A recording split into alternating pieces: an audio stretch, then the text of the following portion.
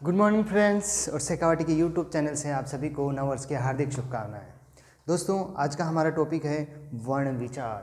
दोस्तों आज का टॉपिक है हमारी मातृभाषा का और टॉपिक है हमारा वर्ण विचार। दोस्तों वर्ण किसे कहते हैं कि ध्वनि के लिखित रूप को या लिपि रूप को हम क्या बोलेंगे, लिपि चिन्हों को हम वर्ण कहते हैं। दोस्तों ध्यान रखना चिन्ह कैसे लिखा जाता है। दोस्तों मैं बता देता हूँ हिंदी की नॉर्मल से नॉलेज आपको शुद्धता की, जो चिन्ह कैसे लिखते हैं। दोस्तों इसमें न नीचे लिखा हुआ है, ध्यान रखना शुद्ध रूप यही है। इसमें जो न है ना, न पूरा है और जो है ना, है पे हलंत है आधा है। ध्यान रखना दोस्तों, ध्वनि के लिखित रूप या लिपि चिन्हों को हम वर्ण कहते हैं। दोस्तों वर्ण दो प्रकार के होते हैं, एक होता है स्वर और एक होता है व्यंजन। दोस्तों स्वर संख्या में 11 होते हैं। आपको पता है कौन कौन से होते हैं, ऐसे हम तक जो हमारे स्वर होते हैं। दोस्तों इनको बोलने के लिए किसी की आवश्यकता नहीं होती, इनके उच्चारण करने के लिए हमें किसी की ज़रूरत नहीं होती है। और व्यंजन हमारे 33 होते हैं, जो क वर्ग क चट तप वर्ग में जो आते हैं वो 33 व्यंजन होते हैं। दोस्तों स्वर और व्यंजन दो होते हैं। फिर आता है हमारा संयुक्त व्यंजन। संयुक्त व्यंजन कौन कौन से होते हैं, जिसे हम क्षत्रिय बोलते हैं क्ष, जिसमें क और स से षटकोण के मेल से क्या बनता है, क्ष बनता है। फिर आता है त्रय।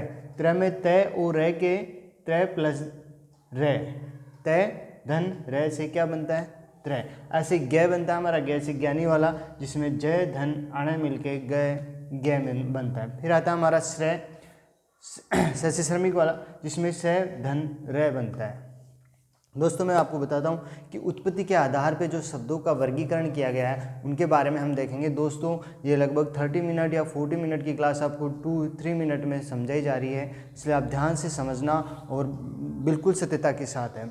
दोस्तों उत्पत्ति के आधार पर जो शब्द है वो 4 प्रकार से बांटे गए हैं, लेकिन एक पाँचवा भी माना जाता है जिसे हम संकर बोलते हैं।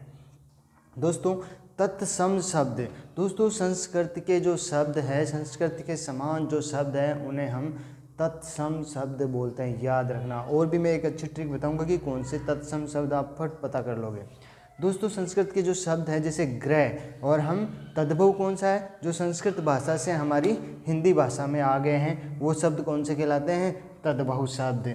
जैसे ग्रह, ग्रह कौन सा, संस्कृत का शब्द तत्सम हुआ, लेकिन हमारा घर कौन सा है, हमारा हिंदी भाषा में आके उसका घर हो गया, वो कौन सा हो गया, हमारा तद्भव। ध्यान रखना संस्कृत के जो शब्द हैं वो तत्सम है, और जो संस्कृत से हमारी हिंदी, जैसे हमारा चक्षु किसे बोलते हैं, हम आँख को बोलते हैं, तो चक्षु संस्कृत का शब्द हो गया, वो तत्सम हो गया। आँख हमारा हिंदी भाषा का शब्द है जिसे हम तद्भव बोलते हैं, जो हिंदी में आ गया।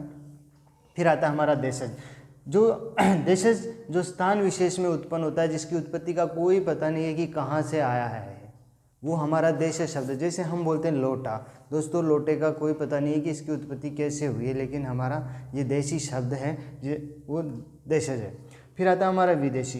दोस्तों जो अन्य भाषाओं से आया है, कोई ज़रूरी नहीं है कि वो विदेश से आया, इंग्लैंड से आया, अमेरिका से आया है, वो जो हमारी अन्य भाषा, चाहे हमारे इंडिया की क्यों ना हो, जो हमारी दूसरी भाषा से आया हो, वो हमारे लिए क्या हो गया, हमारी भाषा के लिए विदेशी शब्द हो गया। जैसे जैसे हिंदी भाषा है, अगर हिंदी भाषा में कोई भी मलयालम कन्नड़ से किसी से भी भाषा से आया हो, वो विदेशी शब्द हो जाएगा। जैसे अंग्रेजी भाषा से आया है तो हमारा डॉक्टर है, जो हम हिंदी भाषा में यूज़ करते हैं। फिर आता दोस्तों संकर। जब दो भाषाएं आपस में मिल जाती है तो उसे हम संकर शब्द कहते हैं, जो अलग अलग भाषा, जैसे हमारा टिकट और घर। टिकट दोस्तों अंग्रेजी का शब्द है और घर हिंदी का शब्द है, तो टिकट और घर मिलके क्या हो गया, टिकट घर। ऐसे वो सारे शब्द हैं जिनको आप प्रयोग में ला के अप्लाई कर सकते हो और प्रैक्टिस कर सकते हो।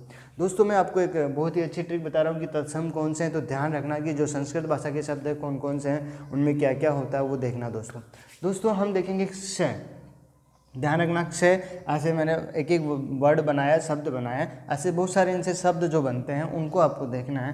क्षय क्षत्रिय, जिसमें स्मा, और भी ऐसे जिसमें रह लगता है, चूर्ण, शय जिसमें दोष, श्रय, श्रम, रह जिसमें लग रखा है, जैसे द्रव्य हमने बोला, रि जिसे मृत, और शय जिसे वंश। ऐसे जिन जिन में ये जो शब्द लग रहे हैं ना, इन शब्दों से मिलके जो शब्द बन रहा है वो सभी तत्सम है। बस ध्यान रखना है कि जहाँ भी स आ जाए, र आ जाए, री आ जाए, स आ जाए, इन सब से मिलके जो शब्द बनता है दोस्तों, वो सब के सब क्या है, तत्सम है। दोस्तों लाइक, शेयर और सब्सक्राइब करना ना भूलें, और नववर्ष की आपको बहुत बहुत शुभकामनाएं, और शेखावाटी के यूट्यूब चैनल से आपको जय हिंद, जय भारत। दोस्तों बहुत ही जल्द आपके लिए लाइव क्लासेस भी आने वाली है, तो प्लीज़ लाइक शेयर और सब्सक्राइब करना ना भूलें। Thank you.